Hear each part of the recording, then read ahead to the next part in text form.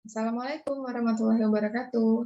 Hai teman-teman, kita ketemu lagi di mata kuliah Perilaku Konsumen dan Strategi Pemasaran. Kali ini kita akan membahas mengenai kepuasan dan loyalitas konsumen. Kepuasan konsumen atau customer satisfaction. Kepuasan adalah perasaan senang atau kecewa seseorang yang berasal dari perbandingan antara kesannya terhadap kinerja atau hasil suatu produk dan juga harapan-harapannya. Ini pendapat dari Kotler. Kemudian dari Mowen, kepuasan konsumen adalah sikap keseluruhan atau overall attitude terhadap suatu barang atau jasa setelah acquisition dan pemakaiannya. Hal ini merupakan penilaian evaluatif pasca pemilihan atau post-evaluate judgment yang dihasilkan dari pemilihan pembelian tertentu. Jadi, puas atau tidaknya itu konsumen dalam menentukan atau memilih produk, kemudian mengkonsumsinya, kemudian dia membandingkan antara harapannya ketika belum mengkonsumsi dengan apa yang ia rasa atau kesan yang dia dapatkan pada saat mengkonsumsinya. Nah, ketika harapan itu lebih tinggi, maka biasanya dia merasa tidak puas karena berarti hasilnya di bawah dari harapan. Tapi kalau ternyata hasil dari penggunaan produk tersebut lebih tinggi, maka berarti dia mencapai tingkat kepuasan. Kepuasan konsumen adalah evaluasi purna konsumsi, di mana alternatif yang dipilih paling tidak memenuhi atau melampaui harapan. Kepuasan konsumen didefinisikan sebagai evaluasi konsumen secara keseluruhan terhadap pengalaman dalam membeli dan mengkonsumsi atau menggunakan suatu produk atau layanan dari perusahaan. Jadi semua pendapatnya senada ya, bahwa kepuasan konsumen itu adalah ketika adanya perbandingan antara harapan dengan hasil kinerja dari produk yang dikonsumsi. Teori kepuasan, satisfaction teori. Jadi ada 4, kita akan bahas satu-satu. Yang pertama teori perasaan afektif eksperiental. Menurut Jones, teori ini beranggapan bahwa kepuasan konsumen dipengaruhi oleh perasaan positif dan negatif yang diasosiasikan konsumen dengan produk yang sudah dibeli dan dikonsumsinya. Jadi ini biasanya senang atau tidak, suka atau tidak dengan produk yang sudah dikonsumsi. Kemudian kalau teori kepuasan, kepuasan dan tidak kepuasan konsumen merupakan dampak dari perbandingan antara harapan konsumen sebelum pembelian dengan kinerja produk yang sesungguhnya. Jadi berbeda ya dengan teori yang pertama tadi. Kalau yang pertama itu hanya suka nggak suka aja dengan produk yang sudah kita konsumsi atau kita beli. Kalau teori kepuasan itu adanya unsur perbandingan kesan yang kita dapatkan setelah menggunakan produk tersebut dengan bayangan kita ketika kita belum menggunakan produk tersebut. Yang ketiga ada teori keadilan. Teori keadilan ini berpendapat bahwa masyarakat akan menganalisis rasio, hasil atau outcomes, dan masukan atau input mereka terhadap hasil dan masukan rekan mereka dalam suatu pertukaran. Jadi ada perbandingan pendapat gitu, ketika kita mungkin merasa bahwa, nggak puas nih setelah mengkonsumsi barang ini gitu. Tapi ternyata teman kita yang juga mengkonsumsi produk yang sama menyatakan hal yang berbeda. Nah, perbandingan tersebut itu adalah merupakan teori keadilan, jadi ada dari berbagai sumber. Kemudian yang keempat, ada teori atribusi atau attribution theory. Ini merupakan cara untuk mengidentifikasi penyebab suatu tindakan. Atribusi yang dibuat konsumen dapat sangat mempengaruhi kepuasan pasca pembelian terhadap suatu produk atau jasa. Kalau produknya gagal, itu berarti kinerjanya berada di bawah harapan ya tadi ya. Ini konsumen akan berupaya untuk menentukan penyebab kegagalan itu. Kalau melambangkan kegagalan pada produk atau jasa tersebut, ini mereka merasa tidak puas jadinya. Tapi kalau kegagalan itu bersumber dari faktor kebetulan atau tindakan mereka sendiri, nah mereka ini tidak akan merasa tidak puas. Jenis atribusi menurut Jones antara lain ada atribusi kausal, ini bila terjadi kesalahan konsumen akan menilai siapa yang patut disalahkan. Kalau atribusi control attribution, ini konsumen menilai apakah ketidakpuasan masih berada dalam kontrol pemasar atau tidak. Gitu. Kalau atribusi stabilitas, konsumen akan memberi penilaian jika mereka tidak puas dengan kinerja produk atau perusahaan. Apakah hal ini akan terulang di kemudian hari atau tidak? Implikasi kepuasan konsumen. Komponen kepuasan pelanggan yaitu harapan dan kinerja yang dirasakan ya. Yang namanya kepuasan itu pasti ada dua unsur ini, karena dua unsur ini yang dibandingkan, harapan dan juga kinerja. Kemudian evaluasi terhadap masalah kepuasan dan ketidakpuasan pelanggan ini berkaitan dengan perilaku pasca pembelian penggunaan. Karena ada perbandingan dengan kinerja dari produk tadi ya, seperti di poin pertama. Kemudian pelanggan akan membandingkan antara produk performance dengan produk expectation melalui konfirmasi dan diskonfirmasi terhadap keduanya. Sama dengan poin pertama tadi, adanya komparasi antara hubungan dengan kinerja. Jika ekspektasi konsumen sesuai, maka konsumen akan merasa puas. Oh, berarti sesuai ini dengan yang saya bayangkan, dengan yang saya harapkan. Tapi jika tidak sesuai, maka akan merasa tidak puas. Nah, jadi kalau kita lihat di bagian ini, diawali dari adanya beberapa alternatif sebelum kita memutuskan pembelian. Kemudian ketika akhirnya kita sudah mengevaluasi semua alternatifnya, kita sudah menentukan mana nih yang mau kita beli, barulah kita melakukan pembelian. Nah, setelah melakukan pembelian, baru kita bisa merasakan produk performance-nya. Gimana sih kinerja atau hasil dari produk yang kita konsumsi ini. Nah, ini akan dibandingkan dengan produk expectation yang kita dapat dari hasil evaluation of alternative. Jadi pada saat kita memilih alternatif tadi, kemudian kita menentukan satu produk yang akan kita beli, nah di situ sudah langsung muncul bayangan atau ekspektasi terhadap produk tersebut. Barulah kita melakukan pembelian dan akhirnya tadi sudah kita merasakan hasil dari produk tersebut atau produk performance. Nah, ini yang dikomparasi dengan produk expectation. Barulah nanti ada confirmation or disconfirmation. Kalau misalnya ternyata puas, ya berarti masuk ke satisfaction. Kalau tidak, berarti dissatisfaction. Nah, ini akan mempengaruhi evaluation of alternatif lagi. Kalau ternyata puas, ya berarti kemungkinan akan ada pembelian ulang.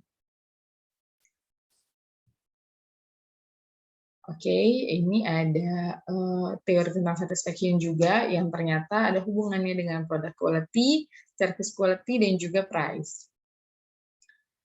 Konsep kualitas produk dan kualitas layanan dalam menentukan indeks kepuasan secara keseluruhan. Kepuasan secara keseluruhan didasarkan pada evaluasi terhadap kualitas layanan, kualitas produk, dan juga harga.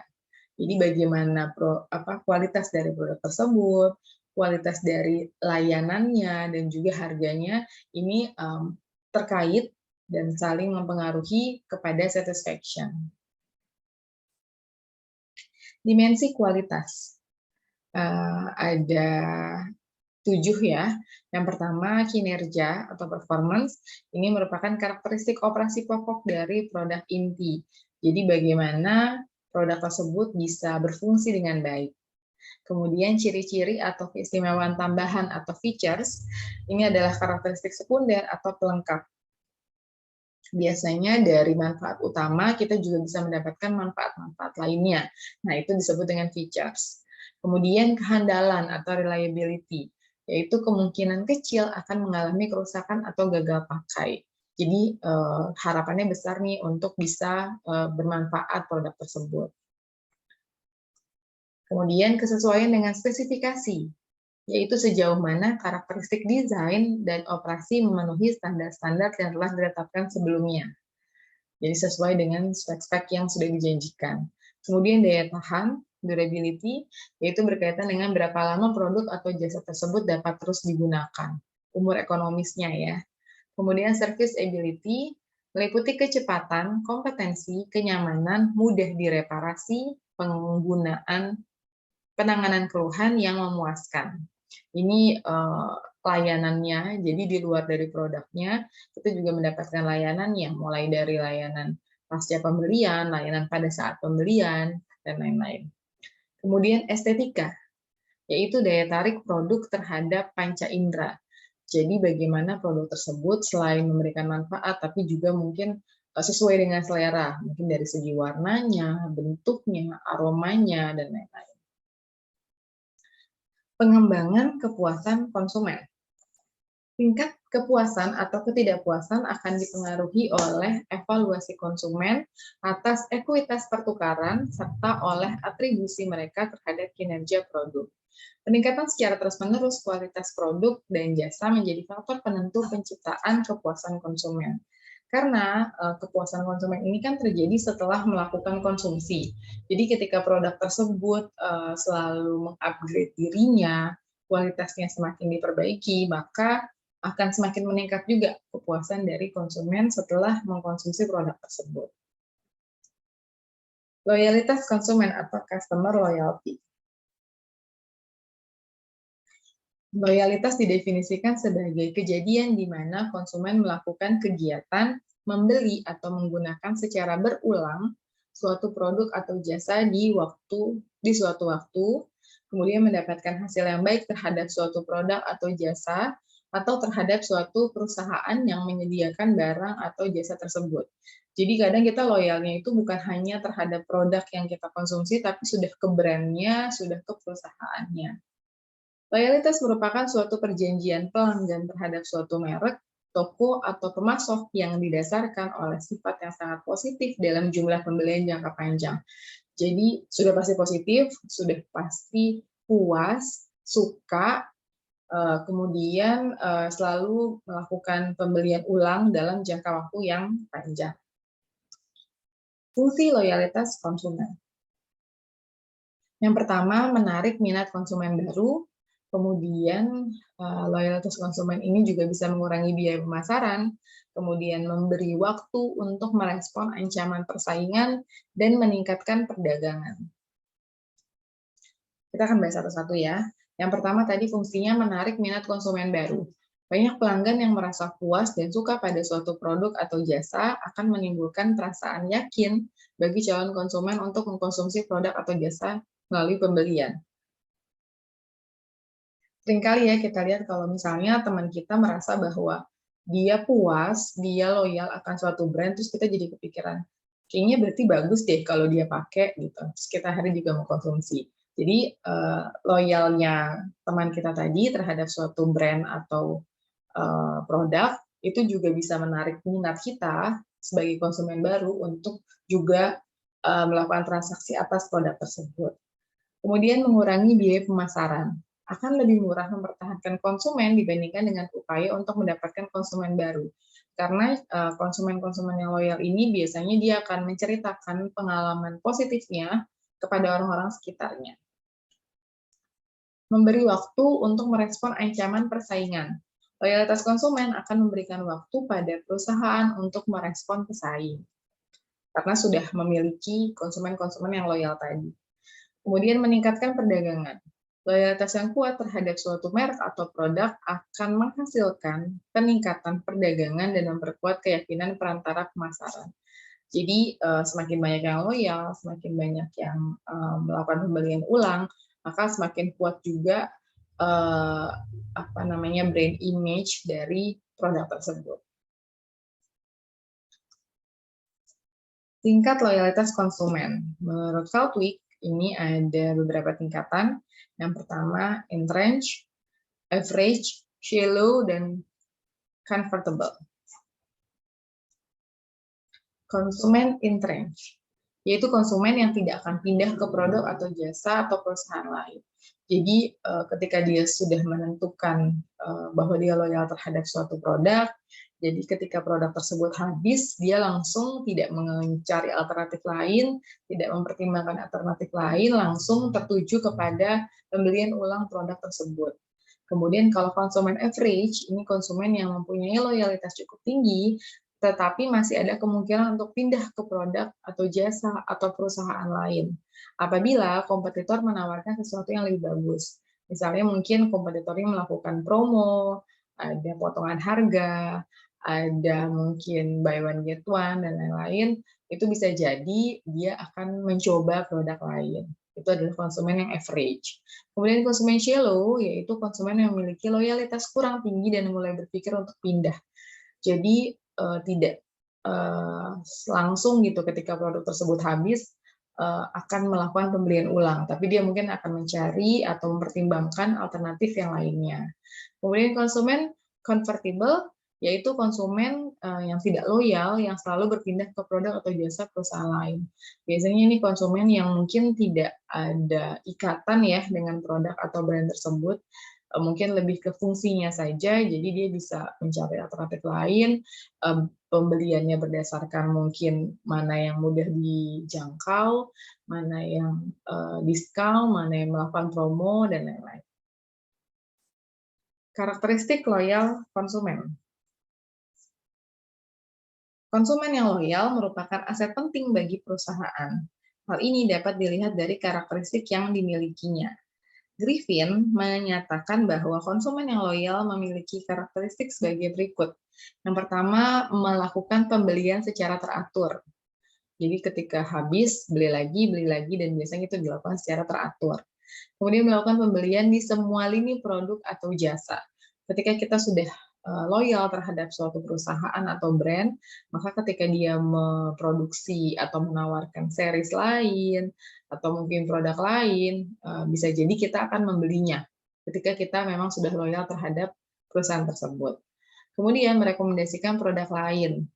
Kita merekomendasikan produk yang kita anggap oke atau bercitra positif terhadap kita. Kemudian menunjukkan kekebalan dari daya tarik produk sejenis dari pesaing. Kita kebal akan promo dari pesaing, udah nggak lirik-lirik lagi, udah langsung tertuju pada produk yang kita konsumsi biasanya, atau yang sudah menjadi loyalitas bagi kita. Tahap-tahap loyalitas konsumen. Yang pertama dari Hermawan Kertajaya, karena nanti kita akan bahas dari ahli yang lain, tapi sekarang kita akan bahas dari Hermawan Kertajaya yang menyatakan bahwa tahapan loyalitas konsumen ini pertama adalah teroris customer, transactional customer, relationship customer, loyal customer, dan advocator customer. Teroris customer, konsumen yang menjelek-jelekan merek perusahaan dikarenakan tidak suka atau pernah tidak puas dengan layanan yang diberikan perusahaan. Ini lumayan menjadi ancaman ya, karena ketika kita merasa tidak puas, kemudian kita bercerita kepada orang lain, ini akan menjadi publikasi negatif bagi produk atau brand tersebut. Nah, orang-orang yang seperti ini namanya teroris customer. Kemudian ada transactional customer, adalah pelanggan yang memiliki hubungan dengan perusahaan yang sifatnya sebatas transaksi. Pelanggan seperti ini membeli 1 atau 2 kali, setelah itu tidak mengulangi pembeliannya. Atau apabila melakukan pembelian lagi, sifatnya kadang-kadang. Jadi benar-benar tidak rutin dalam jangka waktu yang lama. Tadi kan ciri-ciri atau karakteristik dari customer yang loyal itu kan melakukan pembelian secara rutin, kemudian repeat order dalam jangka waktu yang panjang gitu. Nah, kalau transaksional itu tidak. Dia membelinya sewaktu-waktu, kalau misalnya kira-kira ada promo ya nggak ada masalah untuk ganti brand. Gitu.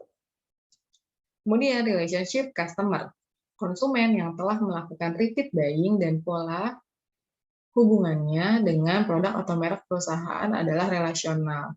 Ini sudah hampir loyal, jadi dia selalu melakukan repeat buying, kemudian sudah ada relasi ya, sudah merasa ada konektivitas dengan produk atau merek tertentu.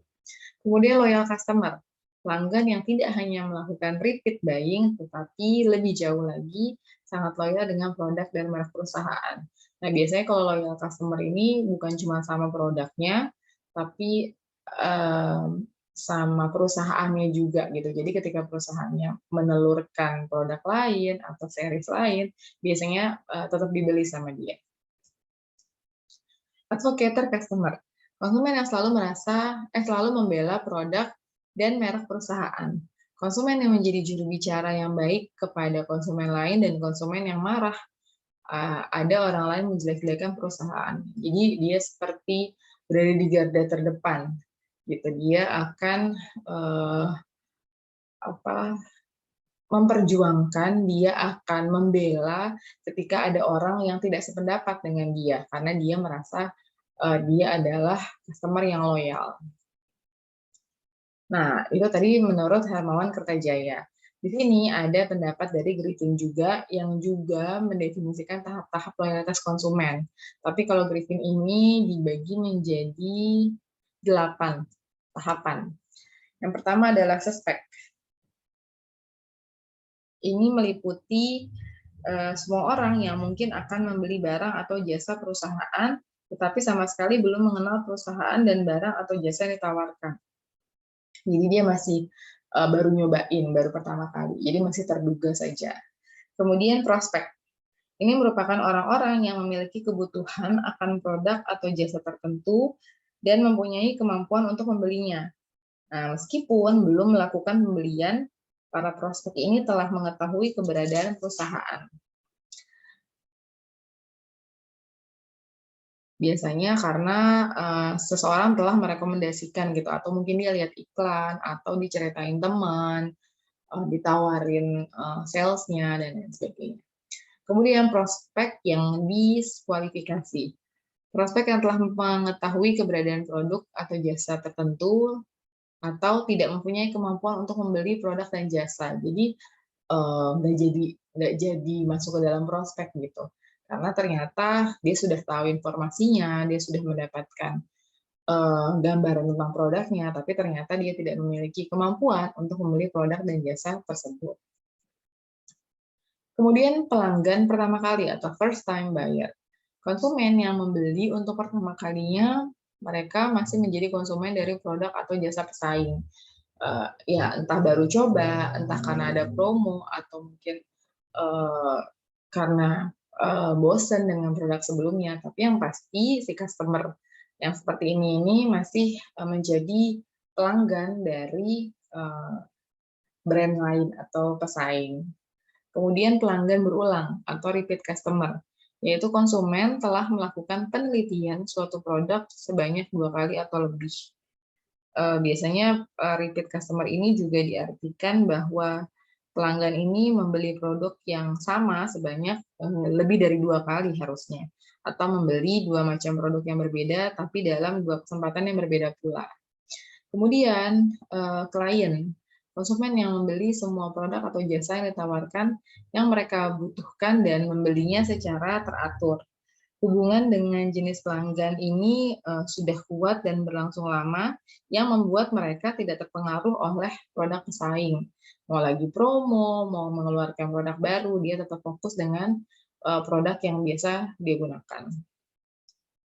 Kemudian penganjur atau advocate, selain membeli seluruh produk dan jasa yang ditawarkan dan melakukan pembelian secara teratur, juga mendorong konsumen lain untuk membeli produk atau jasa yang sama, word of mouth. Jadi dia mempengaruhi orang lain, dia merekomendasikan orang lain untuk juga mengkonsumsi produk yang sama dengan yang dia konsumsi. Kemudian yang terakhir adalah pelanggan atau klien yang hilang. Seseorang yang pernah menjadi konsumen atau klien tetapi belum membeli kembali setidaknya dalam satu siklus pembelian yang normal. Jadi udah sekali beli, untuk siklus berikutnya gitu, misalnya untuk yang belanja bulanan, bulan berikutnya dia nggak beli produk tersebut juga. Itu namanya pelanggan atau klien yang hilang. Merancang dan menciptakan loyalitas.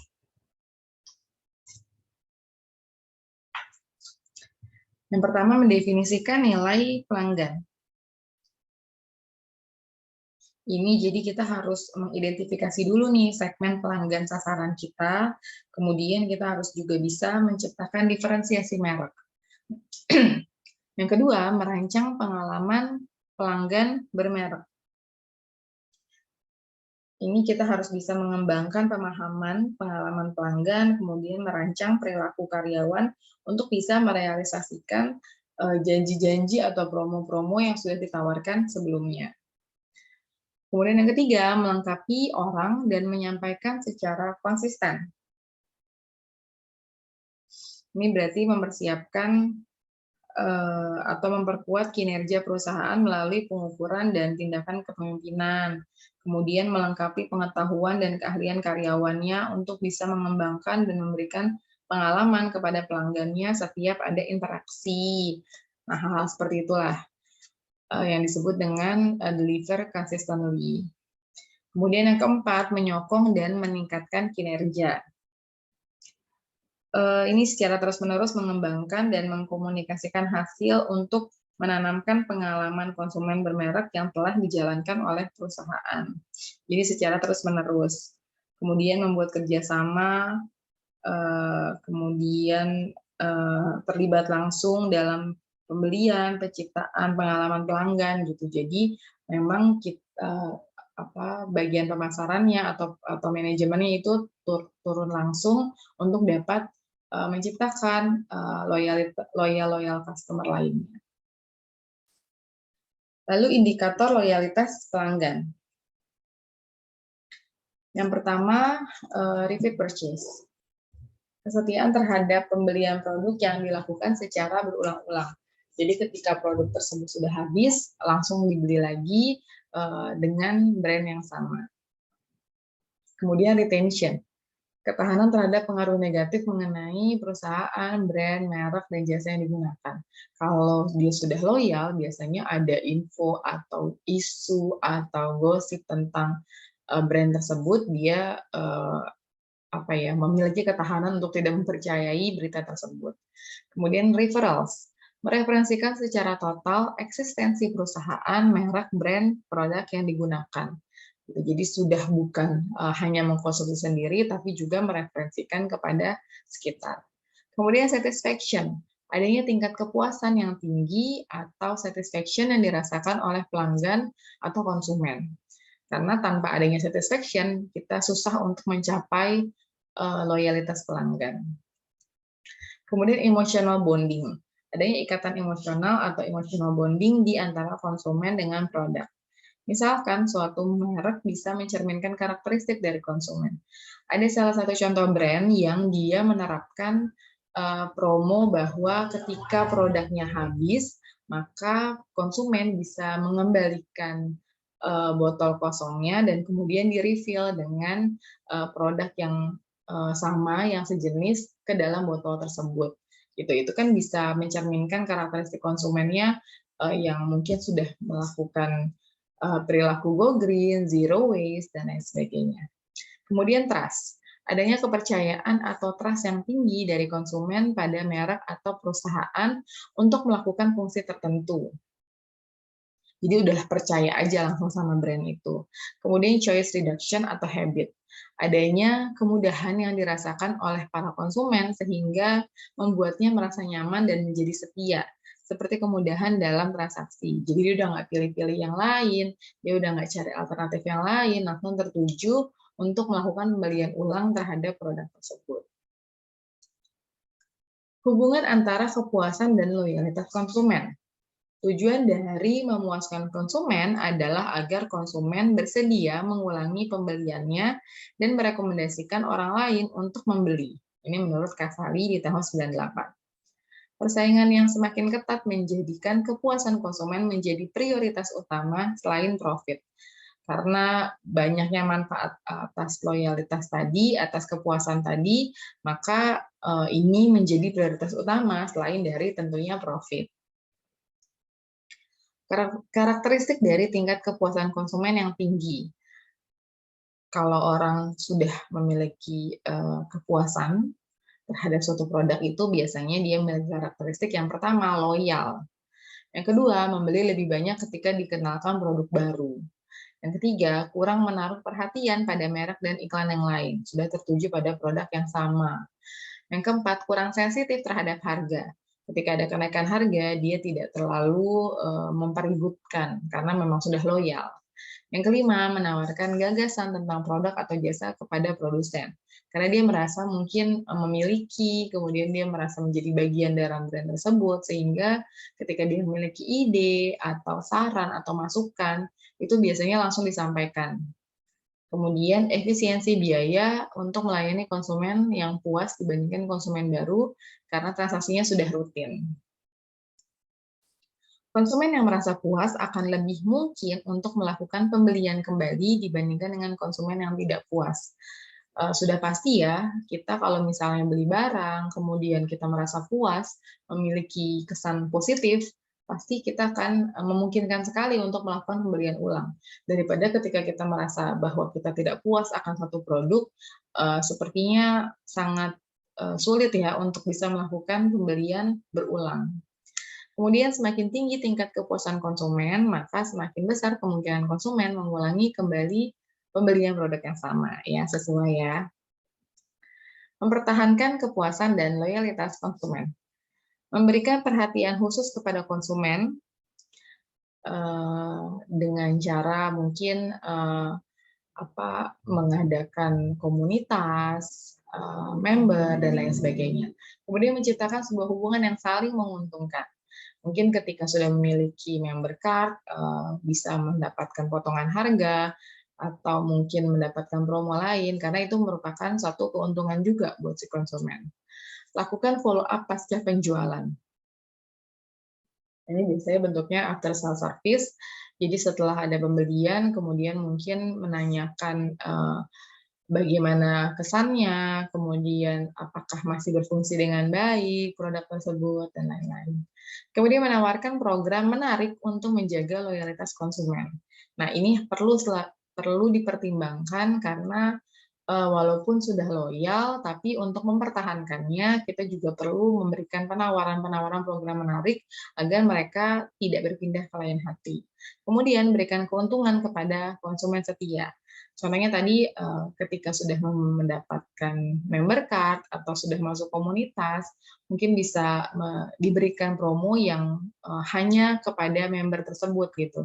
Jadi konsumen lain yang belum menjadi member tidak mendapatkan promo tersebut. Atau mungkin ketika ada launching produk baru, mungkin mereka diundang dan lain sebagainya. Oke, materi ini adalah penutup materi di pertemuan kita hari ini. Terima kasih untuk yang sudah menyaksikan. Assalamualaikum warahmatullahi wabarakatuh.